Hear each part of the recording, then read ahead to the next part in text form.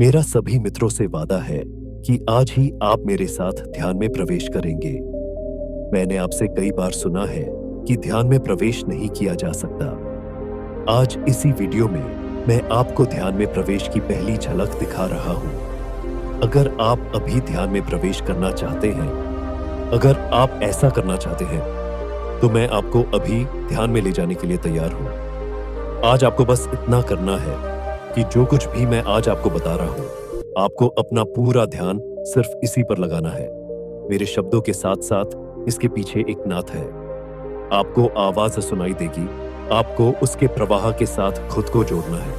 आपको पूरी तरह याद रखना है कि आपका ध्यान कहीं और नहीं जाना चाहिए। अगर इस बीच मन में कोई विचार उठता है तो तुरंत अपने आप को यहां वापस ले आए। ऐसा बार बार होगा, मन कहीं और जाएगा और चला जाएगा, लेकिन आपको उसे याद रखने और अपने मन को वापस लाने की कोशिश करनी है। अगर आप आज बस इतना ही करेंगे तो आज और अभी पहली बार आपको ध्यान की झलक मिलेगी। फिर आप इसे मेरे किसी भी वीडियो के साथ इस्तेमाल कर सकते हैं। आप ऐसा इसलिए कर सकते हैं क्योंकि मैं हमेशा गहरे ध्यान में रहते हुए आपसे बात करता हूं। मेरा ध्यान आपको छूने के लिए काफी है। ऐसा करते समय कुछ दोस्त सो भी सकते हैं, लेकिन इसकी चिंता न करें। आपके साथ जो भी होगा वो होगा। कोई प्रतिरोध न करे, कोई रुकावट न डाले। जो भी हो रहा है उसे होने दें। शांत जगह पर बैठ जाएं या लेट जाएं। अपने शरीर को ढीला छोड़ दें। बेहतर होगा कि आप ईयरफोन का इस्तेमाल कर सकें। अपनी आंखें बंद करें और अपना पूरा ध्यान अपने कानों पर लगाएं ताकि आंखों की ऊर्जा को बचाने के लिए सबसे पहले आपको कुछ समय के लिए सिर्फ नाद की आवाज सुनाई दे, ताकि आपके मन का प्रवाह इस प्रवाह से जुड़कर एक हो जाए। फिर जब मैं बोलना शुरू करूं, तब भी आपको नाद की आवाज से अपना ध्यान नहीं हटाना चाहिए। यह प्रतिध्वनि आपके मन में आनी चाहिए। मेरे शब्दों के बीच में जो अंतराल है, जो खाली जगह है, उसे इस नाद की वाणी से जोड़ना है। उसे टूटने मत देना। आज शब्द क्या है, यह बहुत महत्वपूर्ण नहीं है, बल्कि उनकी लय और धड़कन महत्वपूर्ण है। जो होना है उसमें डूब जाना है। जो शब्दों से परे है उसे पाने का प्रयास करना है। जीवन का सत्य कभी शब्दों में व्यक्त नहीं किया जा सकता। वह हमेशा शब्दों से परे रहता है। आज आप उस सत्य को पकड़ने का प्रयास करेंगे। मैं आप सभी से निवेदन करना चाहता हूं। आज जिन मित्रों को भी ध्यान का अनुभव हुआ है या जो भी अनुभव हुआ है, वे मुझे टिप्पणी करके अवश्य बताइए कि ध्यान में प्रवेश करने जितना सरल कुछ भी नहीं है। लेकिन कितने लोग ध्यान का आनंद ले पाते हैं, कितने लोग ध्यान में जाग पाते हैं, कितने लोग ध्यान में ईश्वर का अनुभव कर पाते हैं। ध्यान स्वाभाविक रूप से होना चाहिए, बिना कुछ किए होना चाहिए। फिर ऐसा क्या हुआ है जिसके कारण बहुत प्रयास करने के बाद भी आप ध्यान में प्रवेश नहीं कर पा रहे हैं? आप ध्यान नहीं कर पा रहे हैं। अगर आप कारण समझ गए तो ध्यान आपके लिए बहुत सरल हो सकता है। आपको आश्चर्य होगा कि जब आप बहुत कोशिश कर रहे थे, कुछ नहीं हुआ, तो फिर यह अपने आप कैसे हो गया? आपका मन विचारों का जाल है, बहुत सारे विचार। एक ही समय में सब कुछ गड़बड़ है। जैसा कि अक्सर एक उदाहरण से समझाया जाता है कि कभी-कभी नदी के तल की मिट्टी पानी में घुल जाती है। यही स्थिति आपके मन की है। पानी बिल्कुल साफ है, लेकिन विचारों की कीचड़ उसे गंदा कर देती है। फिर आप उन्हीं विचारों को रोकने की कोशिश करने लगते हैं। अब आप विचारहीन होना चाहते हैं। आप विचारों से जबरदस्ती कुश्ती करने लगते हैं। आप उन्हें रोकना चाहते हैं, जैसे कोई पानी में उठी मिट्टी को जबरदस्ती नीचे करने की कोशिश करता है। जितना आप कोशिश करेंगे, उतना ही आप शांत होने की कोशिश करेंगे। जितना आप अपने विचारों को रोकने की कोशिश करेंगे, उतनी ही अशांति शुरू होगी। ऐसा कभी न करें। गंदे होने के लिए जो करना है वो करें। ऐसा ही उस पानी के साथ भी किया जाता है जिसमें कीचड़ सतह पर आ गया है। कुछ देर के लिए किनारे पर चुपचाप बैठ जाएं। अपने सारे प्रयास बंद कर दें और हस्तक्षेप न करें। धीरे धीरे सारा कीचड़ अपने आप बैठ जाएगा और पानी फिर से एकदम साफ हो जाएगा। धीरे धीरे विचार अपने आप शांत होने लगते हैं। आप बस देखते रहे। आप एक दर्शक बने रहे, जैसे कि आप दूर खड़े होकर अपने विचारों को देख रहे हो। अब आप अलग हैं, आप अलग हैं, आप विचार नहीं हैं। बस जो भी हो रहा है उसे बिना किसी भावना के देखें। आप देखें, यहाँ भी एक और गलती अक्सर हो जाती है। आप अपने विचारों को अच्छे विचार या बुरे विचार के रूप में देखने लगते हैं। आप अपनी बुद्धि का इस्तेमाल करने लगते हैं। आप किसी विचार के बारे में सोचने लगते हैं कि यह बुरा विचार है, इसे आपके दिमाग में नहीं आना चाहिए। या किसी से कहें कि हाँ, यह बहुत अच्छा विचार है, यही बात ध्यान में रखनी चाहिए। यह सबसे बड़ी गलती है। ऐसा कुछ न करें। आपकी कोई प्रतिक्रिया नहीं है, इससे आपका कोई लेना देना नहीं है। इसीलिए मैंने कहा कि आप अलग हैं और आपके विचार अलग हैं। इसे ऐसे न देखें जैसे कि ये आपके विचार हैं। नहीं, ये सिर्फ विचार है और आप सिर्फ दर्शक हैं। जैसे कभी कभी जब आप कोई फिल्म देखते हैं तो कहीं ना कहीं आप अपने विचारों को जोड़ते हैं। फिल्म की कहानी से खुद को जोड़ो। हाँ, पर यहां इतना भी मत करो। किसी भी विचार को अच्छा या बुरा मत देखो। विचार सिर्फ विचार है, न अच्छा न बुरा। वो बस वैसा ही है, उसके लिए तुम जिम्मेदार नहीं हो। जो भी विचार आ रहा है वो अपने आप हो रहा है। यह सिर्फ अपने आप के साथ है। अगर आप यहां भी अपने आप से खिलवाड़ करने लगे तो पानी फिर से गंदा होने लगेगा। कुछ मत करो, कोई प्रतिक्रिया मत दो।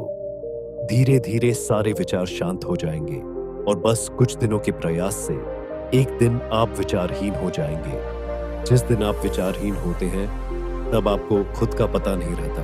आप खो जाते हैं। आपको पता ही नहीं चलता कि आप विचारहीन हो गए हैं। कौन जानेगा, आप यहाँ मौजूद ही नहीं हैं। यहाँ कई दोस्तों के साथ एक और गलती हो रही है। ये गलती हो रही है कि वो किसी कल्पना में उलझ जाते हैं।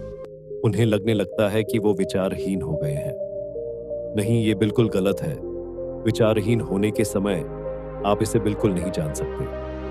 अगर आप जान रहे हैं तो ये भी एक विचार से ज्यादा कुछ नहीं है। अगर आप जान रहे हैं तो अगर आपकी दिलचस्पी बढ़ रही है तो देखिए कौन जान रहा है। पता लगाने की क्या जरूरत है। अगर आप जान रहे हैं तो कुछ नहीं हुआ है, मत जाइए। उसमें उलझे रहोगे तो तुम्हारी यात्रा यहीं रुक जाएगी। तुम सिर्फ छूट का इंतजार करोगे, उसे स्वीकार करोगे और बैठकर कहोगे कि हाँ, मैं विचारहीन हो जाता हूँ। इससे सावधान रहो। जब तुम विचारहीन हो जाओगे तो तुम भटक जाओगे। विचारहीन अवस्था को देखने वाला कोई नहीं है। जब तुम ध्यान से बाहर आओगे तो तुम्हें सिर्फ यही पता चलेगा कि उस समय तुम्हारे साथ ऐसा हुआ था। कोई जवाब नहीं था, सिर्फ आनंद था। तुम वहां थे ही नहीं। जो भी घटना घटती है वह पूरी तरह तुम्हारे भीतर ही घटती है। तुम उसे बाहर से अनुभव नहीं कर सकते। तुम्हें समय का भी पता नहीं चलता। कई मित्र अक्सर पूछते हैं कि ध्यान कितनी देर तक करना चाहिए। अगर बहुत देर हो गई है तो अगर तुम्हें पता चले कि आधा घंटा बीत गया, 1 घंटा बीत गया, तो ध्यान कहाँ हुआ? यह सवाल ही गलत है। ये सब अपने आप हो जाएगा। ये 5 मिनट भी हो सकता है, 5 घंटे भी हो सकता है, 15 मिनट भी हो सकता है, ये कुछ सेकंड भी हो सकता है। इसके बारे में कुछ नहीं कहा जा सकता।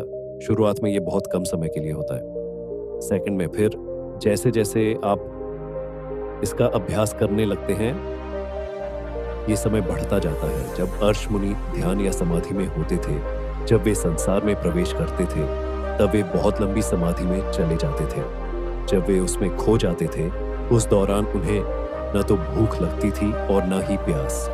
वो बस बैठे हैं, वो बैठे हैं। अभी वो मौजूद नहीं है, अभी वो खोए हुए हैं। अभी वो यहाँ नहीं है तो किसे भूख लगेगी, किसे प्यास लगेगी। पर आप कभी भी उनकी अंदरूनी स्थिति को नहीं पकड़ पाते। आप सिर्फ बाहर देखते हैं। आप सिर्फ ये देख पाते हैं कि वो बैठे हैं। सुबह हो गई, शाम हो गई, रात हो गई। उन्होंने कुछ खाया नहीं, उन्होंने कुछ पिया नहीं। पर उनके समाधि में क्या हो रहा है ये आप देख नहीं सकते पिताजी। उन्होंने जानबूझकर खाना पीना नहीं छोड़ा है। उन्होंने आपकी तरह उपवास नहीं किया है। उन्होंने ये भी नहीं सोचा कि आज कुछ खाएंगे या नहीं। ये चिंता की बात नहीं है।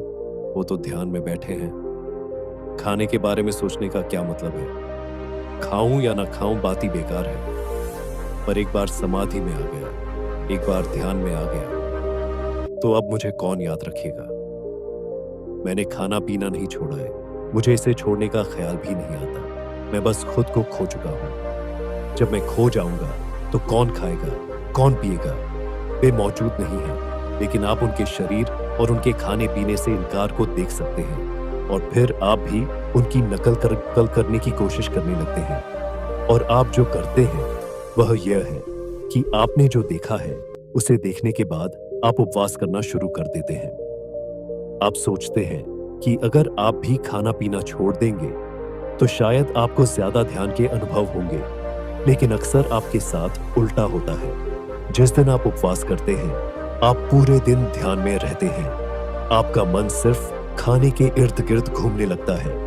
पहले आपने किसी भी दिन खाने के बारे में इतना नहीं सोचा था, लेकिन आज मैं उपवास कर रहा हूं, इसलिए आपका मन खाने से दूर नहीं जा सकता। आपने अपने शरीर को रोक दिया है, लेकिन आपका मन हर पल खाना खा रहा है।